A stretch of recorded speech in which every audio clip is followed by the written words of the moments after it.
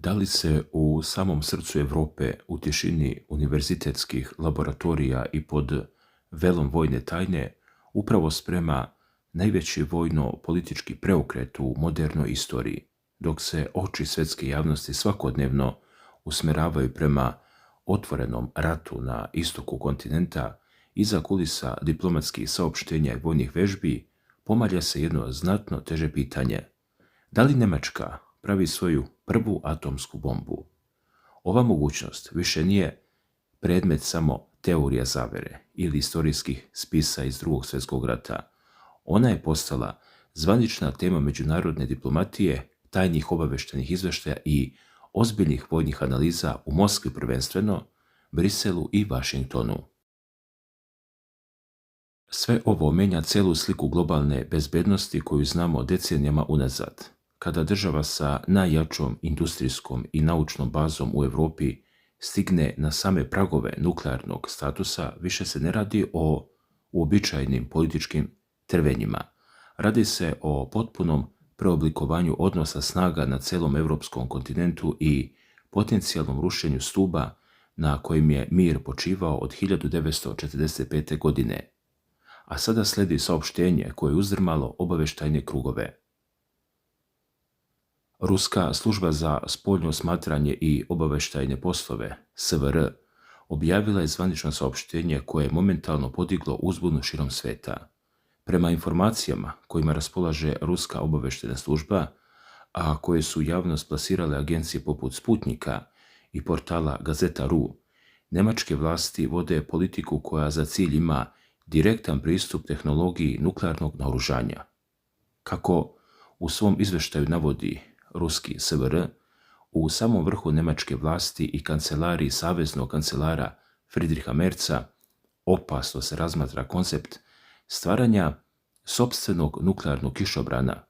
Iz Ruske službe za spoljnu sigurnost direktno upozoravaju sljedeće.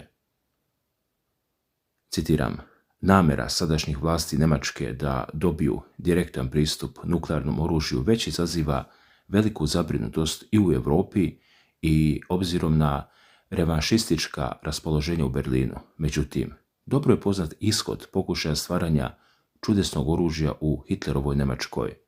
Zar istorija dalje ničemu ne uči? Ove reči nisu prosta politička provokacija. Ruska strana svesno povlači paralelu sa istorijskim projektima nacističke Njemačke i razvojem takozvanog Wunderwaffena ili čudotvornog oružja. Izveštaji koje su prenijeli mediji poput Carigradskog koledža navode da se u Berlinu ponovo budi opasna ambicija koja je nekada gurnula svet u bezdan. Međutim, ruski obavještajci se u svojim procenama ne pozivaju samo na svoje resurse, već ističu da podaci dolaze iz poverljivih izvještaja nadležnih ministarstava unutar jedne od ključnih država članica samog NATO saveza. Izvještaji ukazuju na to da su čak i najbliži zapadni saveznici Berlina zatečeni i duboko zabrinuti obimom radova koji se trenutno izvode u Njemačkoj. A kako zapravo izgleda naučna osnova kojom Berlin raspolaže prema tvrdnjama iz obavještajnih izvora? Prema izvještajima koje prenosi Gazeta.ru, zapadni vojni stručnjaci iz samih redova NATO-a procenjuju da je Njemačka sposobna da u izuzetno kratkim rokovima dođe do funkcionalne nuklearne eksplozivne naprave. Procene vremenskog okvira za izradu nemačkog nuklearnog oružja jasno pokazuju brzinu kojom bi taj proces mogao da se odvija. Faza razvoja. Proizvodnja potrebne količine fisijskog materijala, to je obogaćeni uranijum, plutonijum, 1 do 3 mjeseca. Konstruisanje i sklapanje funkcionalne bojeve glave do 12 mjeseci. Dobijanje oružanog uranijuma u pogonu Gronau unutar 1 nedelje. Izdvajanje dovoljno plutonijuma za jednu napravu oko 1 mjesec. Oni naglašavaju da moderne tehnologije i visoki dometi računarskog modeliranja omogućavaju Berlinu da potvrdi funkcionalnost eksplozivne naprave bez provođenja proba na poligonima u punom obimu. To znači da bi Njemačka mogla stvoriti atomsko oružje u potpunoj tajnosti, izbjegavajući međunarodne sankcije i javne osude pre nego što stavi svet pred svršen čin. I tu dolazimo do ključne stvari. Ova tehnička baza se ne stvara u tajnim bunkerima pod zemljom, već unutar vodećih naučno-istraživačkih ustanova u državi.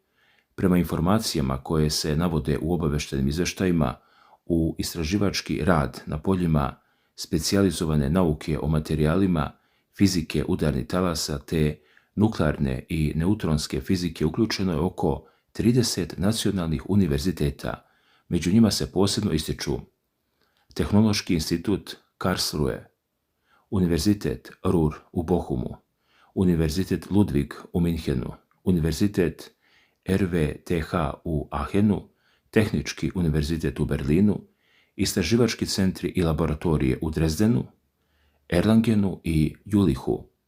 Ono što dodatno alarmira strane obaveštene službe jeste činjenica da se praktični eksperimenti izvode na ukupno 6 istraživačkih reaktora koji aktivno rade pri ovim centrima. Na teritorijama gdje se nalaze rasformirani i iz upotrebe povučeni objekti nuklearnih elektrana, skladišti se velika količina ozračenog nuklearnog goriva.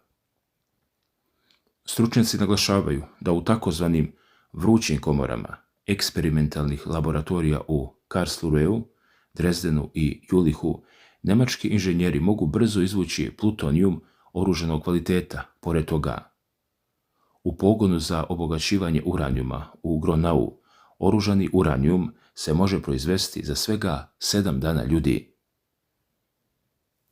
Ali ovdje priča nestaje. Naučni rad je samo jedan deo slagalice. Da bi se napravila funkcionalna bojeva glava i sistem za njeno aktiviranje, potrebna je vrhunska industrija visoke preciznosti. Prema navodima koji iznosi Carigradski koledž, vojni stručnjaci NATO-a u Briselu podvlače izuzetnu pedantnost i tesnu međuagencijsku koordinaciju Nemačke u razvoju visokotehnoloških metoda proizvodnje. U ove vojno-istraživačke napore direktno su uključeni najveći nemački odbrambeni koncerni Rheinmetall AG, KNDS Group, Umarex GmbH. Ove kompanije rade na konstruisanju i usavršavanju visokoenergetskih eksploziva i elektronskih detonacijskih sistema koji su neophodni za aktivaciju nuklearnog punjenja. Pored toga, sve proizvedene komponente, materijali i elektronski detonatori redovno se i bez velike buke testiraju na zvaničnim poligonima za obuku kopnenih snaga nemačke vojske, odnosno Bundeswehra. Pazite sad, spojiti univerzitetsku nauku, divove vojne industrije i poligone oružanih snaga u jedan dobro podmazan sistem znači da Njemačka ne počinje od nule. Njemačka decenijama važi za takozvanu pragovsku ili pragovsku državu. To je zemlja koja zvanično nema nuklearni arsenal, ali ima svo znanje, infrastrukturu i novac da ga stvori čim se za to donese politička odluka. Zato je važno razumjeti sljedeće. Zašto se o ovome priča baš sada? Glavni zamajac ovih procesa leži u drastičnoj promjeni političke klime u Berlinu pod vođstvom kancelara Friedricha Merza. Vlada u Berlinu jasno je zacrtala plan, transformaciju nemačke vojske u najjaču, najmoderniju i najspremniju oružanu silu na europskom tlu. Ovu doktrinu oštro kritikuju zvaničnici iz Moskve. Ruski poslanik i penzionisani general-major Leonid Ivlev optužio Njemačku da svojom politikom i vojnom pomoći Ukrajini uopšte ne doprinosi miru, već direktno postiče dalju eskalaciju i raspiruje svjetski rat. Sa druge strane, u samom Berlinu podižu se tenzije zbog sve nestabilnije geopolitičke situacije. Njemačka se u ovom momentu nalazi u specifičnom međunarodno pravnom okviru koji definišu dva ključna problema. Prvi je ugovor o neširenju nuklearnog naoružanja, kojim se obavezala da neće razvijati sopstveno nuklearno oružje. Drugi, ugovor o konačnom poravnanju u pogledu Njemačke iz 1990. godine, ugovor 2+4, istorijski sporazum iz koga je proizašlo ujedinjenje Njemačke, u kome je izričito navedeno da se Ujedinjena država odriče proizvodnje, posjedovanja i raspolaganja atomskim, biološkim i hemijskim oružjem. Međutim, vojni analitičari ukazuju na uvijek prisutne pravne i faktičke sumnje.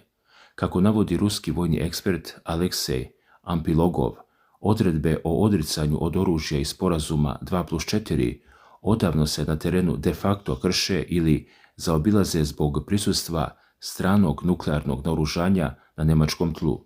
Upravo ta činjenica daje političkim krugovima u Berlinu pokriće za preispitivanje dosadašnjeg nenuklearnog statusa. A kako Njemačka trenutno funkcioniše u nuklearnom sistemu NATO-a? U ovom trenutku, dragi gledalci, Njemačka formalno nema sopstvenu atomsku bombu, ali je duboko integrisana u NATO sistem dijeljenja nuklearnog oružja, takozvani nuklear sharing. Prema podacima koje je objavio medijski servis Euronews, u vazduhoplovnoj bazi Büchel, koja se nalazi u saveznoj pokrajini Rheinland-Pfalz, stacionirano je oko 20 američkih taktičkih nuklearnih aviobombi tipa B-61. Sama baza Büchel je strogo čuvana utvrda. Fizičko obezbeđenje i tehničko održavanje samih nuklearnih glava vrše isključivo vojni specijalci oružanih snaga Sjedinjenih Američkih Država. Međutim, ono što je ključno, piloti i ratno vazduhoplovstvo njemačke Luftwaffe sertifikovani su za prevoz i aktivnu primjenu tih bombi u slučaju izbijanja sukoba punih razmjera. Gledajući tekuće procese modernizacije, Njemačka ne samo da održava ovaj status, već ga masovno unapređuje. Isporuka aviona F-35A.